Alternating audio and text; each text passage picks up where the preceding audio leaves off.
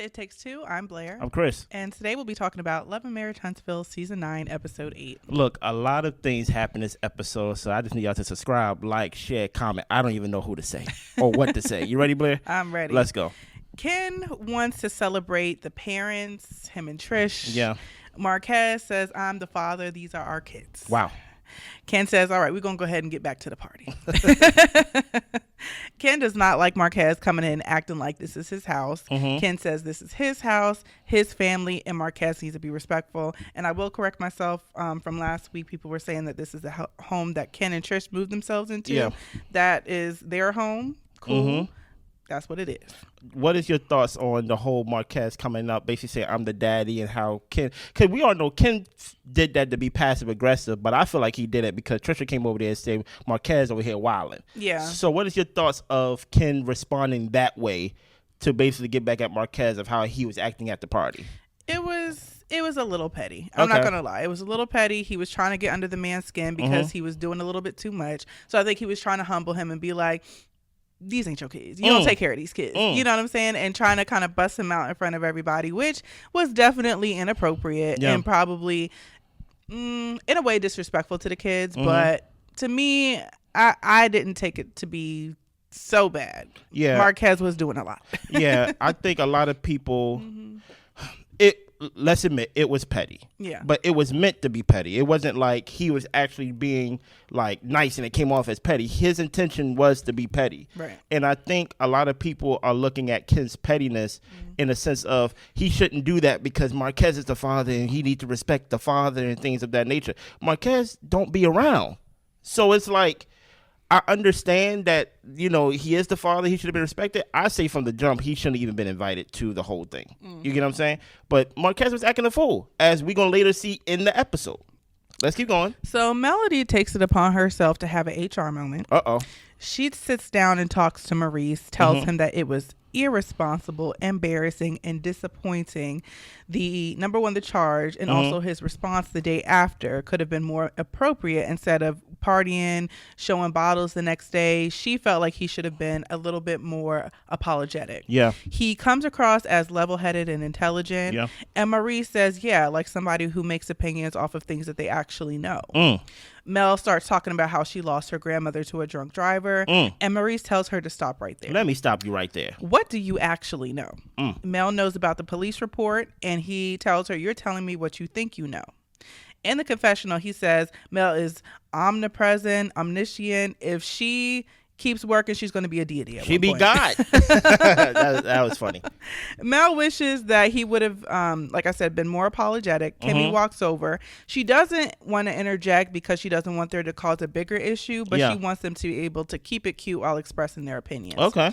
Maurice tells her, you attack my character to my face and behind my back, because when she initially came over, she was saying, I have had conversations in the group about your situation, and this is what I wanted to share with you about what I've been saying. Okay. He says that me and your grandma, that situation is not the same. It's not. So Mel starts laughing, saying, Kimmy, you need to get your husband. His tone is off, all this type of stuff.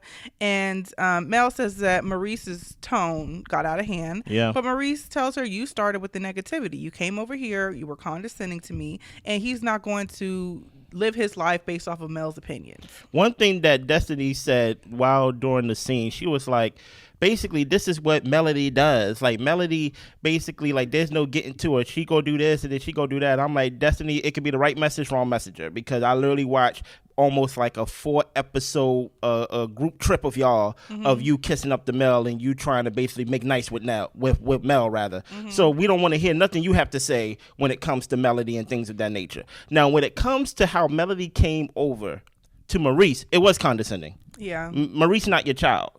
And then on top of that, no disrespect, but all disrespect, this got nothing to do with your grandmama. Right. Do not try to use what happened to your grandmother, even though as tragic as it may be, as a reason to rally to be behind drunk drivers and things like that. If you really care about drunk drivers and things like that, and you want to take an initiative, do that completely away, isolated from Maurice's situation. Right. Since your grandmother passed away and that matters to you a lot about your grandmother, things like that, I shouldn't see anything about your skincare. I shouldn't see anything about you selling t-shirts. I shouldn't see anything about you selling real estate and things of that nature. You should be an advocate for people, drunk drivers, and people who lost family members to drunk drivers. Don't use this as a stepping stool to try to be basically like, oh, how dare you. Now, I will say this. We already know, and Maurice already knows, that whatever happens or whatever alleged happened with the whole drunk driving was crazy. You get what I'm saying? But for Mel to come over with the condescending tone, I see exactly what Maurice was talking about and why he had the reaction that he had. What is your thoughts on just the first part of all of this? I guess my main thing is that did Maurice's reaction after he got charged with the DUI was wild. It was a little crazy. That was crazy. Yeah. So I'm definitely saying that Mel is not wrong in saying that was kind of wild. But I do think the way that she approached him was as though she was a parent reprimanding a child, and that grown man is not your child. He's not your employee. This is your castmate. Yeah. Okay. And you know, I think that there is a way to express your concerns to the person who's going through, you know, that type of situation. But by you coming over saying, you know, I've talked about it with other people. Now, here's my thoughts about it. And this is what you should have done. This is what you should have said. I don't think anybody is going to respond to that well, especially if they have an open court case. People are not going to accept responsibility for something that they haven't been convicted of. No. So, and Mel should know that. She be up in court with Martell all the time. So. All the time. Even to this day. Exactly. You get what I'm saying? So she should be well versed in that. But I will say that, no, the way she went about it was rude. And then when he started getting her together, she started laughing and talking about his tone. When it's just like, no, you overstep. You don't get to tell me what to and what not to do. And, what else was I going to say? Pretty much, yeah. I felt like it was okay that Kimmy didn't jump in. Of course. I thought that they were handling the conversation pretty well. Then when things got a little bit too much for Mel, she wanted Kimmy to jump in and get her husband. He wasn't saying nothing crazy. He wasn't saying nothing crazy. He was pretty much telling you, like, you can have your opinion, but that don't mean nothing to me. It don't mean nothing to me. And whatever happened with your grandma, that don't have nothing to do with me. You do not know my situation. No. And I do think that it was wrong for her to come in as though the DUI was a conviction and it was fact. Because it's still up in the air. I think that she should have went in, if she was going to say something at all, a little bit more softer, if anything, or humbly, or how are you? A simple question, right? Like, because if you coming over here to check to see how I'm doing, I would think the first question would be, how are you? Now, we got to give respect. I don't know the legality of how it happened, but in present day, that DUI case was thrown out. Yeah. As in, like, he's not charged with DUI. So Maurice's whole point is, were you there? Do you know what happened? And I think I took that two ways. I took that as, okay, Maurice, but DUI, like, don't find yourself in this situation. But I think the main reason why he said that was because she was coming over with such a matter-of-fact attitude. She was. That, like, it made Maurice go, like, you don't, for someone that wasn't there, you coming over here chastising me as if, like, you're God, as if you're a deity, if you keep. And I think what happened is, I don't know if y'all noticed it, but when Melody started laughing, talking about, Kimmy, go get your husband, stuff like that, I saw Martell. That was a Martell move, right? Because what happened is, whenever Martell start losing an argument, whenever he's proven wrong and things like that, he try to make it seem like, oh, they wilding, like, you know what I mean? It's the tone. Melody, you have showed yourself to cower whenever someone actually, like, push back at you. You may can make Tisha cry on camera, things like that, and you may make Tricia trip over her words, as you making me trip over my words and things of that nature, right? But the thing about Kimmy and Maurice came back at you as you was trying to come passive aggressive, and we saw how you cowered in that moment. Yeah, basically. So moving on. Oh boy. Marquez comes over to the cast. Oh boy. He's telling everybody that he is a father, a husband as well. Okay. He is emotional, but he wants to be transparent. He's asking them, how do you have a healthy co-parenting situation? And then his son says, Dad, come here. His son. Come over here. Come here. Don't put yourself in that role. Wow. Relax. Chill out. And then he ends up hugging his son, and he's just like, okay. Because Marquez was doing a lot. What? He was doing a lot. He was wanting to be in front of the camera. I think he wants to be part of the main cast. He was working. Okay. Listen here. The son, you ain't talking about the son he came there for. Yeah. The little son, the one that's 17, that just graduated high school, had the one that he got up proudly, talk about Marquez, talk about he's the father. Then why is your son coming over to basically be like, hey, come here? He got you up out the seat, pulled you to the side, and tell you to relax. Right. And that's what I'm saying. I understand Ken was petty with his little speech and things of that nature. But if the son got to come get you, I have to think that he was doing a lot, that he had to come from across the room to be like, hey, get up. Right. Relax. And then after that, Big Daddy came and got him, basically. Yeah. Ken came and approached him. Tell us what happened, Blair. So Ken pulls Marquez. He tells him, you're the one with the issue. Marquez was like, well, you got the kids, you got the house, you got the girl. Ken is here to assist Marquez, but Marquez is the one that's stopping them from talking and having a relationship. Okay. Ken's job is to be the provider and the caretaker for the family. And Marquez says, well, can you even have kids? When you come across people who have children, it just seems like you want to overcompensate.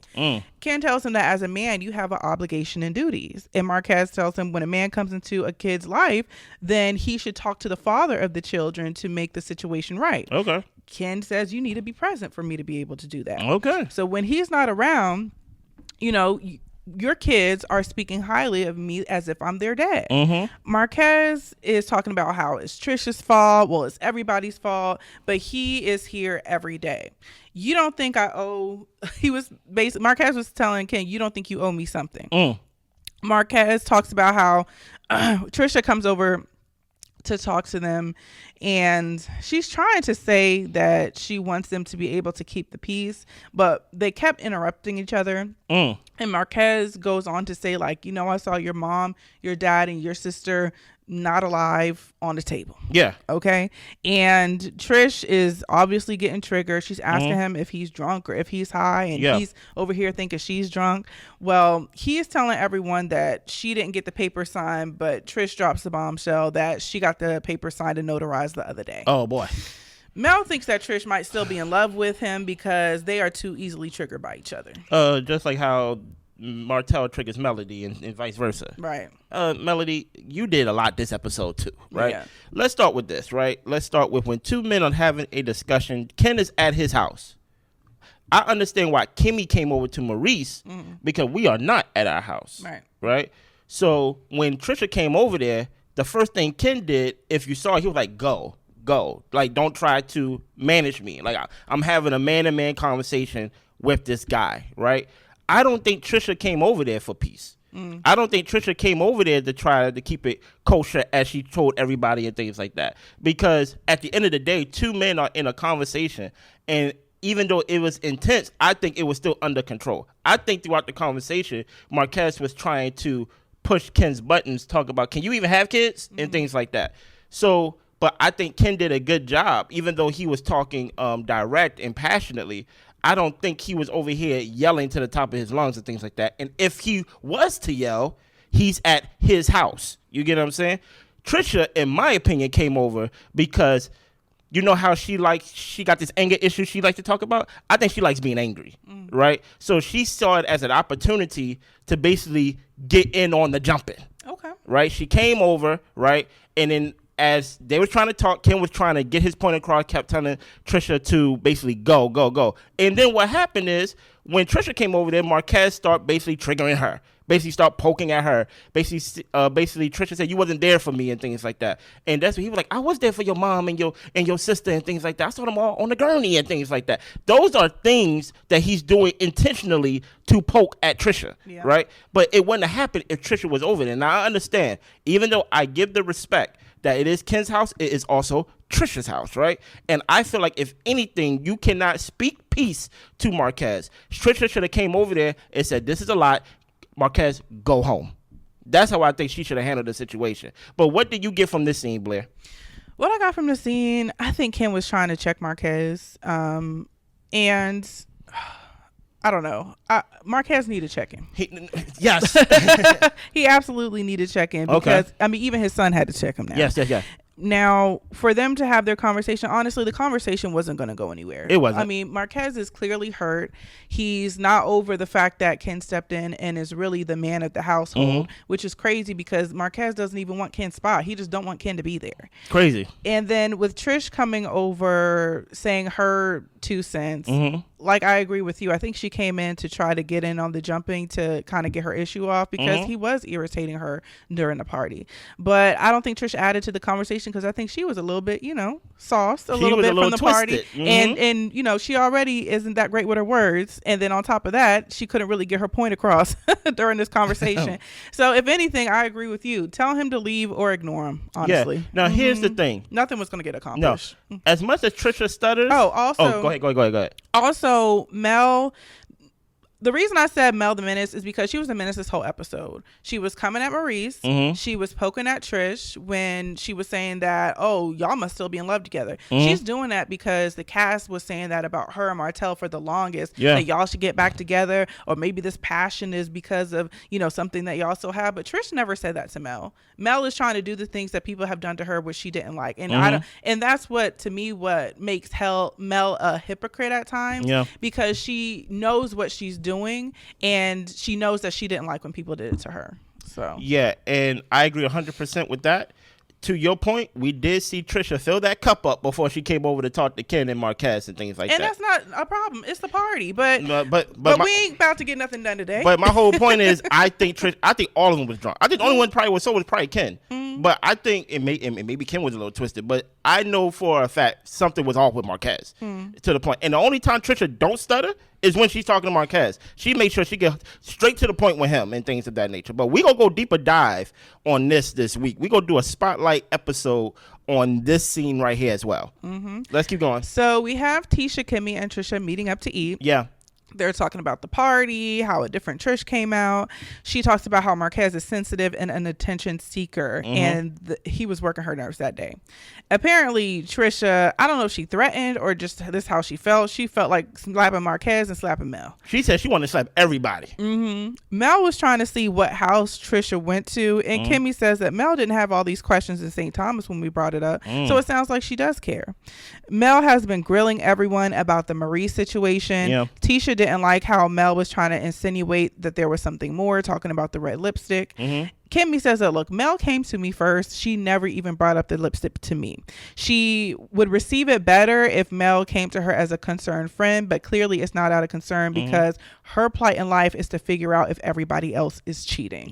You hate when people make assumptions of you, so don't do it to someone else. Kimmy says that Maurice was with Trisha and her that night, so Mel does not even know what she's talking about. There's so much. Oh my God. I don't even know where to start, right? Let's work backwards, right? Okay.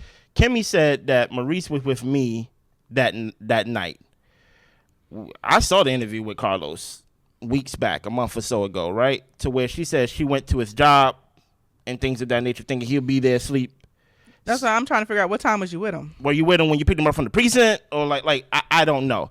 I think the whole point that Kimmy was trying to get to is that Mel don't know. She only know what the public know. But I think Kimmy do have a point when it comes to Mel, when it comes to like this hypocrisy when it comes to it. But throughout this conversation, I got to give Tisha her respect, only a little respect.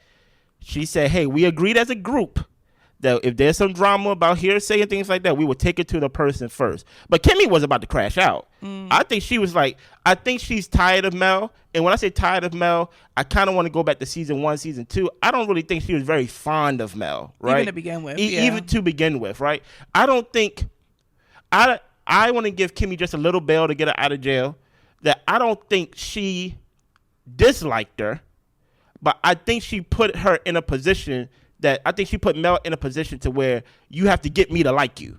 Besides coming in on a clean slate, we all cool and things like that. But it's just so much. What else did you get from this scene, Blair? Yeah, what I got from it is that I'm completely with Kimmy. Like, Mel, you came to Kimmy trying to get her working out because, you know, she's getting over her health issue, and asking her how she's doing because, you know, when our guys act stupid, it does affect us.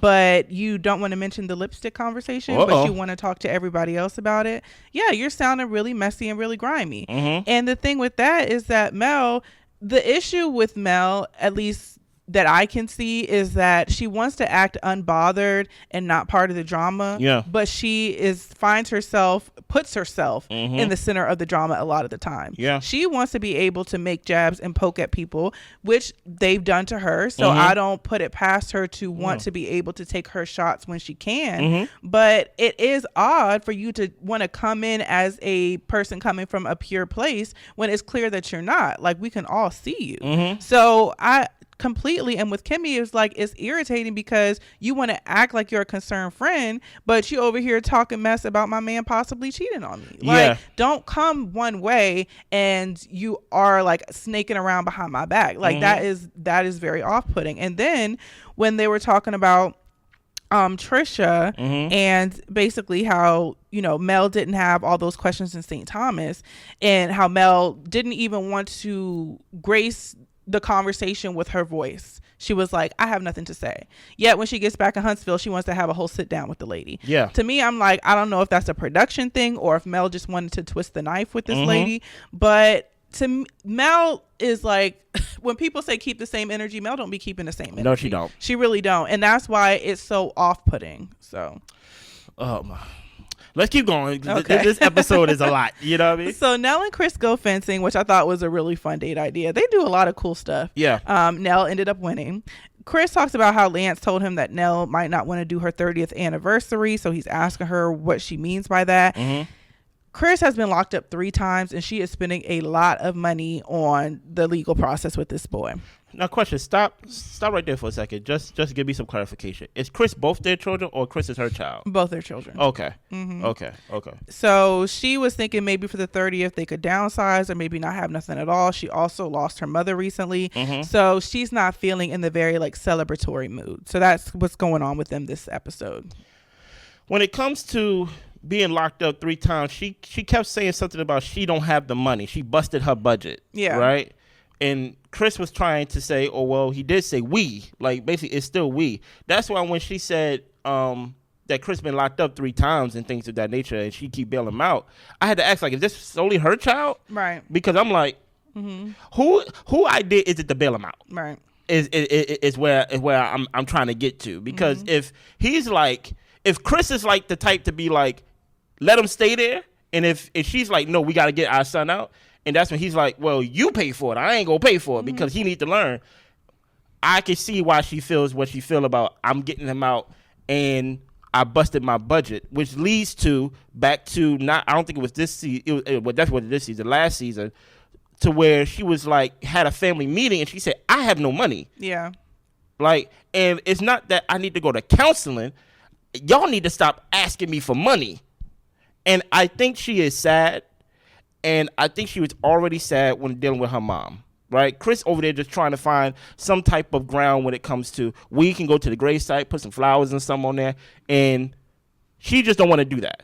If you now have a concoction of already sad because of my mom, right? And now I'm angry, right? I think a lot of her anger comes from the disappointment and probably how she feels misused by her children. And it comes out toxic. It comes out yelling. It comes out with her not wanting to do anything for the 30th because she's like, this is something that I wanted to do something big, but I keep bailing out my kids. My oldest son or Lance or whatever, he lives here. And it's like, it's just a whole bunch of things that's just, I can kind of see where Nell's come from. I thought Lance moved back then. No, she went to go visit Lance, and that's when they had the conversation. Okay. Cool. So I really don't have anything to say about it. I kind of just want to see that storyline get flushed out. And to me, it's just like, are y'all going to have the party or not? So that's kind of like where I'm getting at. And yeah, she's going through a tough time. And that's unfortunate, and I hope that the family can get through it. But I think that she should still celebrate the 30th. I mean, that's a huge milestone. So in any way that they can. So Marquez and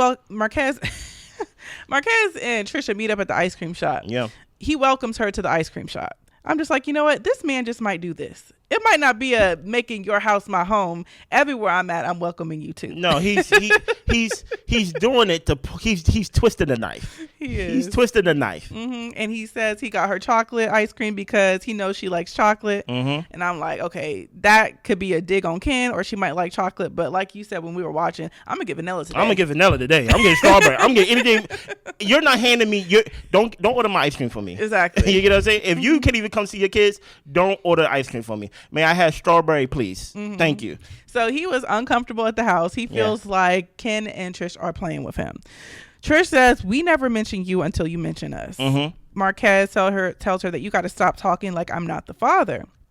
He is telling her, like, you used to do this all the time, and you not caring is affecting our children. He talks to his kids every day, and Trish is talking about showing up, not talking on the phone. If Ken didn't show up in the kids' lifestyle, Marquez believes that their lifestyle wouldn't change because of us.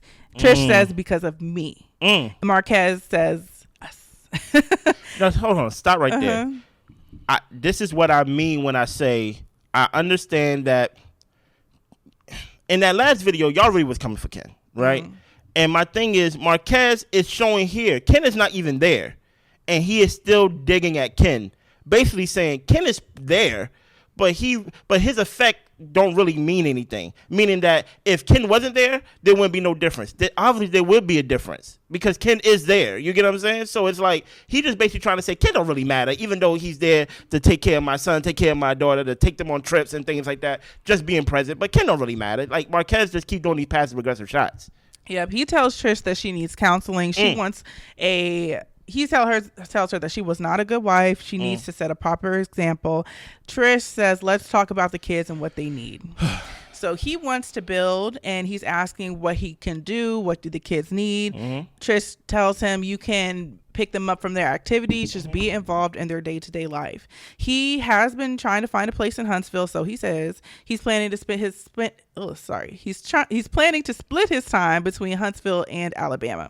Trish doesn't see how he could afford to move to Huntsville, but Marquez is letting her know that he isn't going anywhere, and Trish tells him that Ken isn't either. My thing about this is, Trish, if you really mean that, marry the man. But she ain't trying to marry Ken for real. Because I'm just like, Ken is not going to stick around to be stepdaddy and boyfriend. Don't put her on the spot like that, Blair. So you talking about he's not going to go nowhere. I think that you should solidify it and give Ken what he wants. So if you really want him around forever, don't have him around as a boyfriend forever. That's not what he wants. So even to this day, I don't think she is officially divorced. Oh, okay. I talk about present time. Do you have anything to add about the Marquez, or basically Marquez? Everything that needed to be said about Marquez is Marquez. I feel basically. Marquez has shown himself who he is. He likes to act like he does more than he actually does, and he likes to poke at the people who are actually doing the work. So I honestly feel like, Trish, it sucks that she's still so triggered by him, but he is a very irritating person. I could definitely see it. Yeah. So I don't blame her for getting triggered, but I actually am glad how she tried to just loop the conversation back to the kids, because that's where the focus is, because he would go every and which way not to focus on the topic at hand. Yeah. So, which leads me to think, like, you're really not as present as you say you are, to Blair's point, because he's asking Tricia, how can he build on being a father to the children? These children are not 2. These children are not 4 and things like that. One thing she said, you should work with your son. At least with the little one, you got time because she's still small and things like that. Your son he's transitioning to manhood, and he's over here got to come and basically parent you. You get what I'm saying? So the fact that he's asking how can he be there for his kids, he may send a text like, hey, you good? Yeah. You get what I'm saying? Also, he just keeps throwing shots at Tricia, and I understand why she gets triggered. But I think what happens is with Tricia is, like, even throwing little things like, you need counseling randomly. Like, whenever, like, she starts basically, like... You need to be a good example. Whenever she starts basically telling him about himself and how he's basically a liar and things of that nature, he just goes, you need counseling. And I think what happens with Tricia is, I think she likes being angry because she's functioned through, like, anger so much. So she thinks that's, like, the way to get, like, to her point. With Marquez, I can see how every time you talk to him at the end of the conversation, or even within the conversation, I'm angry. You get what I'm saying? So I think with that, I can see where her trigger and her anger comes from. But the whole thing with him talking about, trying to split my time between Atlanta and Huntsville, because in Atlanta, I'm trying to break into the music and entertainment industry, which leads to some people's reviewing recasts where they said he basically been trying to get on the show or basically trying to get into the entertainment industry some way, somehow, hence why he was trying to connect with Mel back in the day. So it's like, is this Marquez? Is this his real to get on Love and Marriage Huntsville? That's what it feels like to me. Because I'm like, man, I ain't gonna hold you. This was a good episode when it comes to content, but I don't know, how much you gonna be able to keep Tricia and Ken off this guy, especially when Ken said in the episode, it's only a certain amount of talking I'm gonna do. You get what I'm saying? So we move on. To me, this is the scene of the night. The scene of the night to you? Yep. Kimmy meets up with Mel. So Kimmy is meeting up with Mel in their promise of not letting things fester, not allowing things that they've heard not be addressed in person. Okay. So this is the premise of the conversation. She tells Mel, okay, we're sitting down to talk about the comments that you've made about Maurice and the lipstick that you seem to have seen on his mugshot. Yeah. Mel says that she asked the question because it's been all over the internet. Kimmy explains that the arrest is public, but the lipstick commentary was unnecessary and not friendly. Okay. You talked to me first, but you never mentioned the lipstick comment. Mel doesn't care to have this conversation. Kimmy didn't want to talk about anything when it came to the arrest when Mel was talking to her. Okay. And Kimmy is making it clear it's very different from you having a conversation with me about an ongoing case versus you commenting about my husband possibly cheating. Mel says that, look, everyone else already told you what I said, and it doesn't make any sense for me to repeat it. Whoa. Kimmy doesn't understand that because she's asking Mel a direct question and doing what they said they would do as far as confronting each other about things that they heard. Yeah. Mel says, you already know my opinion, and it wasn't even about you directly, but it was about her husband. It was about her husband, about the family. Yes. Yeah. Kimmy is trying to address the comment she made about the lipstick, about his whereabouts, because it's coming from you. Do you have some type of information or reason for why you would say this? Because why would you pull this pretty much out of your behind? Yeah. Mel says that she is going to ask questions, and Kimmy says that, you're not talking about what you said is weird because you can talk about it with everybody else, but now you don't want to talk, and that's deflection. Do you feel in your other friend groups, are you going around saying that he's cheating, is what Kimmy's asking Mel. Yeah. And Mel says, that's not for me to answer. You need to speak to Maurice about that. What? Mel says, did you ask the other people who are talking about it? And she challenges Kimmy to talk to them. And Kimmy said, I'm talking to you. You have said things. I'm talking to you. So I'll go first. I won't be super long. The only thing I really want to say about this is Mel and her hypocrisy, and Mel does not do a good job at admitting her wrongs, at least when it comes to the cameras. Yeah. I don't know how she is in her personal life, but when it comes to the TV show, saying I'm sorry or I was wrong or I shouldn't have said anything about that, or maybe heard that ever. I should have came to you first when I approached you first, that's not going to come out of Mel's mouth. No. Mel is making a conversation about, well, if you think your husband cheating, then you need to talk to your husband. And Kimmy's like, I'm not asking you about that. I'm asking you about the comments that you're going around saying to everybody else, but you for some reason refuse to have the conversation with me. Yeah. And I am so glad that Kimmy addressed her head on about it, because Mel, you're looking funny in the light. You're looking funny in the light, man. More in the light. Like, here's the thing, and we probably gonna do a deeper dive on this too, right? I can't tell who was in the episode, Melody or Martell. And I know some people may feel some type of way about, hey, don't say they are alike because Melody been through basically been through it with Martell, and to say that they are alike is not fair to Melody. Well, one thing about it is they've been married for a long time, right? And you pick up on each other's traits and maybe even how people problem solve. And what I saw was a whole bunch of running and skipping and zooming and zigzagging around the question. But whenever you confront Melody head on, right, it's rather she's going to switch her friend group. She's not going to say sorry. I don't think I ever heard her say sorry throughout 9 seasons of the show. And really, she cower, right? One thing Kimmy said is, your little cavalier attitude ain't really doing nothing. Right. To the point where I had to look it up. And I was like, oh, I never heard it used that way, right? So I'm like, Melody comes off as this dismissive, this sly, you get on this person. Kimmy over here expressing a grievance to you, and you there smiling in her face. And I think in Melody's eyes, she thinks, I'm doing to y'all the way that y'all did me, but it's not landing the way that Melody. I think she thinks it's landing one way, but it's not landing the right way. It's basically looking like you cower. You get what I'm saying? When you're confronted straight up. And Kimmy said Melody's a wordsmith, but really, even though she may be a wordsmith, I think when it comes to Mel, I think people know who she is, i.e. Stormi. And she's like, oh, I'm not dealing with that. Yeah. I'm like you're basically a child, right? And you basically got to get your way. And when you don't get your way, you basically switch groups, you change your number, you basically fold your arms and sit in the corner by yourself. And you call yourself isolating yourself. But at the same time, when it comes down to it, you're stirring the pot. And stop putting this red arrow to where the lipstick's supposed to be. I don't see no lipstick. Yeah, I didn't see if you got to put a red arrow there for red lipstick to be on a light-skinned man's face, there's no red lipstick.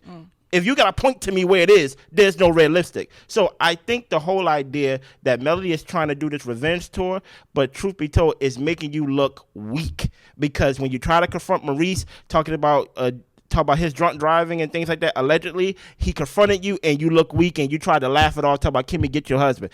Kimmy didn't even jump in the conversation. It's just y'all two. It's one-on-one. And now when Kimmy using her time, which I think was actually great and excellent, not to do it at the party because that's not our house. We gonna keep it cute. I'm going to have you one-on-one. And when she confronts you, right, you seem like you're the big bad Mel to have everything to say. But truth be told, you only make Tisha cry. But when it comes down to Kimmy and things of that nature, you did not want to answer the question directly. Yeah. Eventually, you're going to have to answer something. We going to go deeper into this. Anything else you have on this overall episode, Blair? It was really good. It was jam-packed with a lot of scenes and a lot of like things to continue on in commentary. So it was great. I really enjoyed the episode. Listen here. We are going to go deeper dives. Look out for those videos this week. We only going to try to keep this 40 minutes or less. To anybody and everybody who celebrate Christmas, happy holidays to y'all. We're going to try to keep it going during this holiday break for a lot of y'all. Subscribe, like, share, comment, all the above. Anything else? That's it. Y'all be good. Bye.